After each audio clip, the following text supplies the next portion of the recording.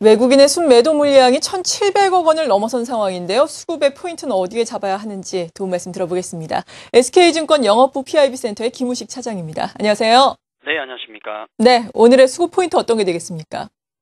오늘 수급 포인트는 일주일의 첫 시작 월요일이니까 한 주간 가장 영향을 많이 미칠 수급 포인트가 되겠는데 역시 환율이 되겠죠. 글쎄 이걸 승자의 저주라고 봐야 될까요? 어떤 그런 느낌이 많이 드는데 최근 유로화도 강세를 보이고 더불어서 이제 엔화의 약세가 우리 시장을 계속 압박을 하고 있는 거죠. 호재가 우리에겐 교묘하게도 악재가 되고 있는 겁니다. 앞선 그 방송 코너에서 봤는데 우리 이진우 센터장께서 이제 말씀하시기를 환율 많이 말씀하셨지 않습니까? 설명이 잘 안 된다고 얘기하는데 수급 같은 경우도 그런 부분들이 상당히 있습니다. 지금 외국인 매도가 지금 많이 나오고 있는데 그걸 요인들을 짚어본다 그러면은 우선 엔화의 약세가 되겠죠. 엔화의 약세가 지속되면서 실적 우려가 당연히 나오는 것이고 해서 외인 물량이 나오는 거고 두 번째는 또 그런 것도 있죠. 원화 강세 때문에 우리가 걱정을 많이 했었는데 최근에 오히려 돌아서고 있죠. 원화가 턴하면서 약세를 보이는데 그럼에도 불구하고 잠시 반등이 나오는데 이번에는 또 환차익 물량이 나오고 있다. 자, 그렇게 얘기를 합니다. 그럼 도대체 우리 원화는 강세로 가야 됩니까? 약세로 가야 됩니까? 어쨌든 물량이 어느 방향에서 나오고 있다는 것이 되겠고 또 세 번째는 뱅가드 펀드 교체 물량은 계속 얘기 나오는 것이고요.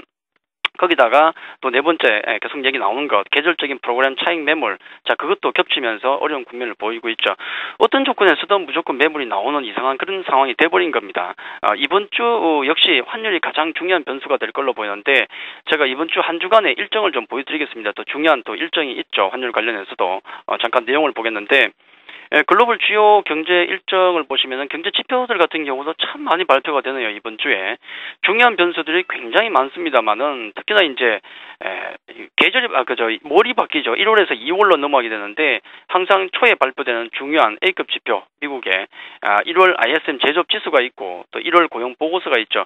그 전에 이제 우리가 힌트를 삼을 수 있는 이런 중간중간에 힌트를 미리 삼을 수 있는 지표들이 있긴 하지만은 역시 파괴력이 가장 큰 쪽은 이런 쪽이 되겠고 좀 무난한 정도로 예상을 하고 있습니다. 거기다 또 금요일 중국 1월 PMI 제조업 지수까지 나오네요. 상당히 중요한 게 되겠고 거기다가 또 자동차 판매 1월 자동차 판매 나오죠. 자 이런 것도 중요하겠죠. 경제 지표 같은 경우도 보시면은 상당히 주 말로 가면서 무게감이 있기 때문에 약간 시장 전체가 눈치를 볼 가능성이 높다는 생각이 들고요. 일정을 보시면은 역시 또 중요한 게 한 두 가지 정도가 있는데 파란색은 실적 발표입니다. 이건 그냥 참고로 올려놨으니까 좀 참고를 하시고 중요한 건 29일 화요일 FOMC 회의가 있죠. 이틀간에 열리게 되겠고 이번에 중요한 것은 지난번에 나온 얘기 양적 완화 정책의 조기 마감 우려가 있었는데 자 이걸 어떻게 희석시키느냐가 중요하겠고요. 우리 국내 증시에겐 조금 더 중요한 게 이거 같습니다. 30일 이슈가 되겠는데 유럽 이슈입니다. 엘트로 대출금을 조기 상환한다라는 얘기가 있죠. 2011년 엘트로를 통해서 빌린 자금 유럽 은행들이 이걸 갚는다는 건데 예상보다 더 큰 금액을 지금 나오고 있다는 거죠. 그것 때문에 호재가 될 것 같다. 글로벌 전체 시장으로 본다 그러면 분명히 유럽 시장의 안정, 유럽 재정 위기의 감소, 자 그것 때문에 전체적인 호재가 되는데 문제는 우리 시장을 놓고 본다 그러면은 이 국면은 분명히 유로의 강세가 예상이 되는 거죠. 그런 번쩍 생각드는 게 또 엔화의 약세, 안전자산에 대한 기피가 나오기 때문에 또 엔화의 약세가 나오지 않을까. 이건 또 우리에겐 불리하죠. 그래서 이슈로 본다 그러면 역시 30일 정도의 이슈가 또 우리에게서는 또 개별적으로 우리 국가만 놓고 볼 때 중요한 이슈가 아닌가.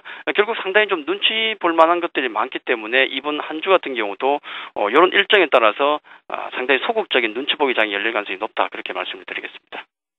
네. 이어서 오늘의 수급 업종별로 살펴보겠습니다. 기관이 지금 현 선물 시장에서 동반 순매수에 나서주고 있는데 하지만 외국인의 동반 순매도가 너무 커서요. 업종별로는 어떤 특이 사항이 있는지 묶어서 설명을 해주시죠.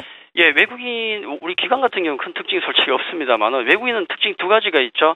첫째는 오늘 매수하는 업종을 놓고 보니까, 매도 업종이 전기전자, 운수, 장비, 철강 정도 매도가 나오고, 금융이 외국인 매수가 들어오는데, 자, 이런 현상은 외국인도 그렇고 외생 변수의 영향이 워낙 거칠다 보니까 내수 쪽이나 외생 변수 영향이 없는 쪽, 금융, 보험, 통신, 전기 이런 쪽만 관심을 가지고 있다는 생각이 들고요.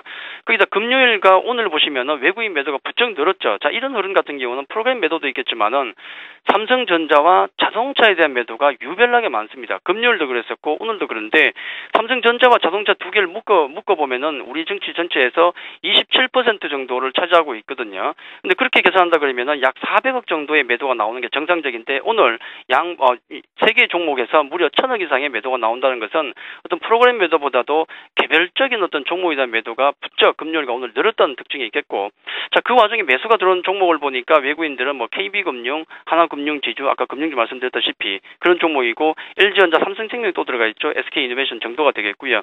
기관들 같은 경우는 역시 이런 틈바구니 속에서 외국인 매수가 많이 나오다 보니까 어쩔 수 없이 받아주는 정도만 해주는 것 같습니다. 매수 잡기가 약하고요. 전기전자, 금융, 운수, 창고 정도의 매수가 들어오는데 거의 뭐 받아주는 정도만 하고 있는 것이 아닌가 하는 생각이 들고, 매수 종목을 보니까 삼성전자 매수가 들었죠. 하지만은 워낙에 외국인 매도가 많다 보니까 애를 먹을 수밖에 없겠고, 또 삼성생명 쌍거리 매수, LG디스플레이, 한국전력, 현대글로비스에서 낙폭이 컸던 종목 내지는 거의 외생 변수와 관계없는 그런 쪽만 매수를 하고 있더라. 그렇게 정리를 해드리겠습니다. 네. 최근에는 계속해서 중소형주에 관심을 갖자라는 투자 의견 유지를 하고 계신데요. 오늘은 어떤 점을 덧붙여 주시겠습니까? 예, 그 기조 자체는 뭐 여전할 것 같습니다. 대형주, 앞서도 말씀드렸지만 외국인 매도가 나오는 어떤 여러 가지 이유들, 뭐 조금 이상한 것도 있지만은 어쨌든 간에 거래소의 대형주에 대한 수급은 상당히 꼬여있죠. 그렇기 때문에 펀드멘탈과 무관하게 수급만으로 급나가는 뭐 대형주 정도만 단기 관심 정도 가지시고요. 나머지는 아무래도 일단 외생 변수에서 벗어날 수 있는 업종이나 종목을 볼 수밖에 없기 때문에 아직도 코스닥 중소형주 쪽으로 계속 포커스를 맞추는 게 그나마 낫지 않을까 말씀을 드리겠습니다. 네, 지금까지 SK증권 영업부 PIB 센터의 김우식 차장이었습니다. 고맙습니다.